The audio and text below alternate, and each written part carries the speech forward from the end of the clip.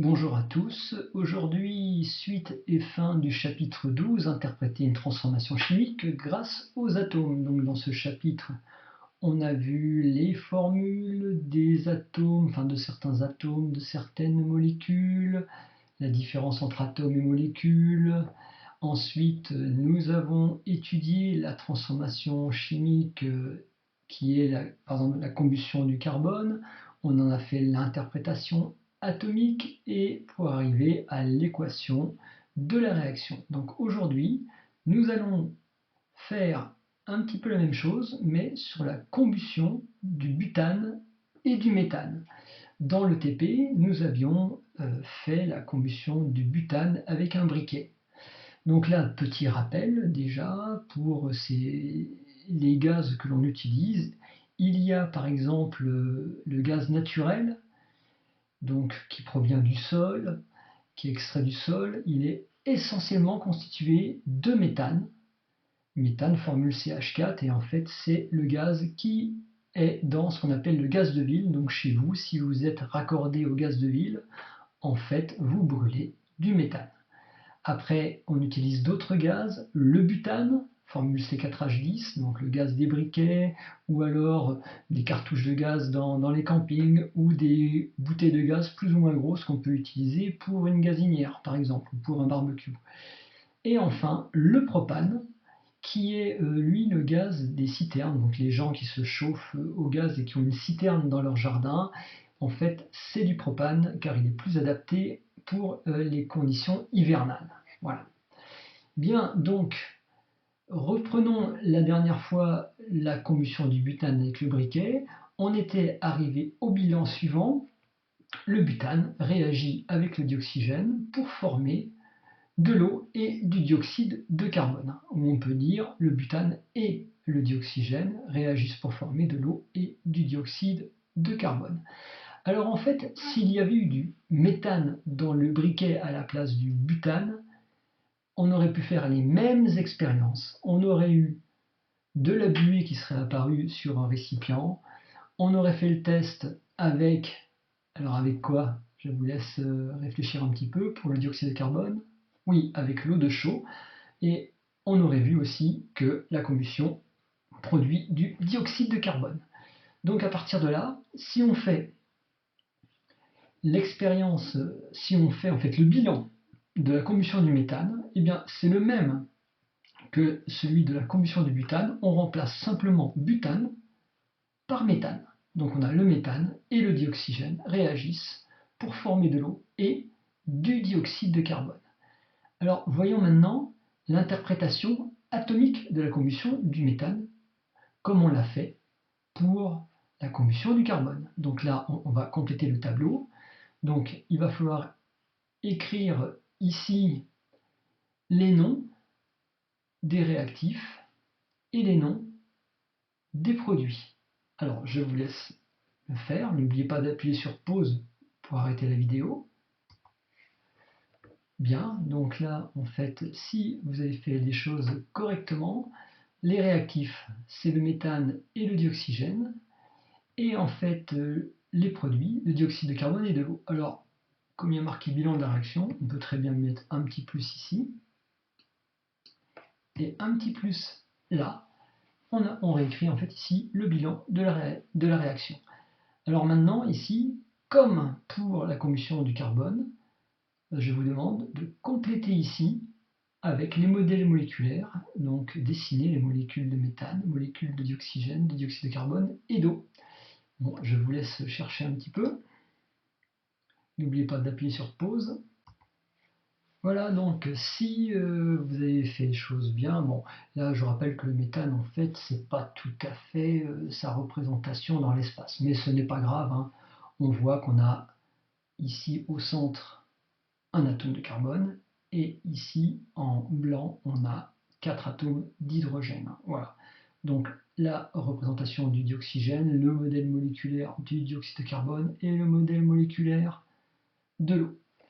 Alors en fait ici là maintenant il y a un grand principe, c'est-à-dire que tous les atomes qui sont présents dans les réactifs doivent se retrouver dans les produits en même nombre. Donc, par exemple, ici, nous avons combien d'atomes d'hydrogène? Je vous laisse réfléchir un peu. Donc on en a 4, donc dans les réactifs, 4 atomes d'hydrogène. Et dans les produits, nous avons combien d'atomes d'hydrogène? 2, effectivement. Donc là, il y a un problème. Il ne peut pas y avoir 4 atomes d'hydrogène au départ et que 2 à la fin. Il faut qu'il y ait le même nombre de chaque côté. Donc là, en fait, ici, on pourrait dire, bon, ben, on rajoute 2 atomes d'hydrogène ici. Mais non, parce qu'en fait, il se forme que du dioxyde de carbone et que de l'eau. Or, l'hydrogène n'est présent que dans la molécule d'eau. Donc si on veut ajouter 2 atomes d'hydrogène, on est obligé, en fait, de rajouter ici une molécule d'eau. Et là, maintenant, 1, 2, 3, 4 atomes d'hydrogène, 4 ici, c'est bon. Alors maintenant, on regarde les atomes de carbone. Dans les réactifs, j'en ai 1. Dans les produits, j'ai combien d'atomes de carbone? Oui, un seul, donc ça c'est bon. Là, combien d'atomes d'oxygène? 2 dans les réactifs. Et dans les produits, 4. Donc là, il y a encore un problème. Il ne peut pas y avoir plus d'oxygène d'un côté que de l'autre. Donc, il suffit de rajouter une molécule de dioxygène ici. Et là, maintenant, c'est bon. On a 4 atomes d'oxygène dans les réactifs et 4 dans les produits. Donc à partir de là, maintenant, on va pouvoir écrire l'équation de la réaction. Alors l'équation de la réaction traduit la conservation des atomes. Alors au départ, on remplace les noms par les formules, et puis après, il y a une petite astuce. Donc je vous laisse écrire dans ici la même chose que le bilan, mais en remplaçant les noms par les formules. Alors faites-le au crayon de papier. N'oubliez pas d'appuyer sur pause. Bien, donc la formule du méthane CH4, le 90, la formule du dioxygène O2. Alors là, oui, c'est un petit peu inversé. Alors attendez, hop, je vais simplement inverser ici. Voilà. Donc ici, on a bien la formule du dioxyde de carbone, CO2, et la formule de l'eau, H2O. Donc vous avez dû écrire cela. Bien, mais maintenant ça ne correspond pas en fait à la conservation des atomes. Parce que ici, par exemple, dans les réactifs, un carbone, dans les produits, un carbone, c'est bon. Là, on a 4 hydrogènes, et là, on n'en a que 2. Or, pour ajuster, on a rajouté ici une molécule d'eau. Donc il n'y a pas une molécule d'eau, mais 2. Donc ce qui fait que devant la formule de l'eau, on va rajouter un 2. Ça veut donc dire 2 molécules d'eau. Et de même pour l'oxygène, parce que là on voit qu'il y en a 2 ici, là il y en a 2, mais là il y en a 1 fois 2, 2. On a bien 1, 2, 3, 4 en tout. Et bien pareil, on doit rajouter un 2 ici. Donc voilà ici l'équation de la réaction. Donc c'est ce qu'on vient de faire est expliqué juste en dessous. Pour vérifier la conservation des atomes lors d'une transformation chimique, il faut souvent placer des coefficients entiers devant les formules. Voilà. Et donc ici, il faut absolument savoir ce que signifie cette équation. C'est-à-dire que en moyenne, on a une molécule de méthane, parce que le 1 on ne l'écrit pas, donc CH4, une molécule de méthane, qui réagit avec 2 molécules de dioxygène pour former une molécule de dioxyde de carbone et 2 molécules d'eau. Donc à partir de là, on peut remarquer ici que ce soit pour la combustion du carbone, ou la combustion du méthane, ou la combustion du butane, en fait, il y a du dioxyde de carbone qui est émis lorsqu'on brûle du méthane, du propane, du butane, du charbon. Eh bien, c'est un problème parce qu'en fait, le CO2, le dioxyde de carbone, est ce qu'on appelle un gaz à effet de serre, ce qui fait que ce gaz-là, dans l'atmosphère, il a tendance à retenir la chaleur de la Terre, et donc il a tendance à entraîner un réchauffement climatique, une augmentation générale des températures sur le globe. Donc il est absolument très important de limiter l'usage des combustibles carbonés, donc comme le méthane, le propane, le butane, le charbon, et donc de développer les énergies non carbonées qui sont des énergies la plupart du temps renouvelables. Donc voilà, ça c'est très important. Bien, pour illustrer la combustion du méthane, un petit diaporama.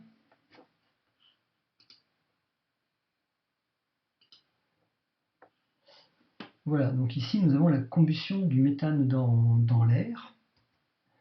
Alors là par exemple c'est la flamme d'un bec benzène, ou peu importe, ça peut être la flamme par exemple d'une gazinière qui est branchée sur le gaz de ville. Donc on va avoir les molécules de méthane qui s'échappent. Lors de la combustion, en fait, le méthane va réagir avec les molécules de dioxygène qu'il y a dans l'air, et donc ça va dégager l'énergie et faire une flamme. Donc au niveau de la flamme, on a la réaction chimique qui se produit. Voilà, donc les molécules s'approchent, collision et là, réarrangement des atomes. Voilà, les molécules de méthane ont disparu et les molécules de dioxygène ont aussi disparu. Voilà. Et donc finalement, au niveau du bilan, qu'est-ce qui a réagi? Du méthane. Là par exemple, notre exemple, c'était 2 molécules de méthane, 4 de dioxygène, et il s'est formé 4 molécules d'eau et 2 molécules de dioxyde de carbone. Donc à partir de là, si on compte les atomes, donc là on voit qu'il y a les mêmes atomes de carbone de ce côté-là, de carbone dans les produits. Et donc, en fait, le nombre d'atomes de chaque sorte se conserve. On a bien 2 carbone, 8 hydrogène, 8 hydrogène, 8 oxygène, 8 oxygène. À partir de là, dans l'équation, on pourrait écrire 2 molécules de méthane réagissent avec 4 molécules d'oxygène, etc., etc. Mais on essaie d'avoir les nombres les plus simples possibles. Donc là, tous les nombres sont divisibles par 2. Donc, on écrit mais le 1, on ne l'écrit pas. Donc, on écrit CH4, 2O2, 2H2O et CO2.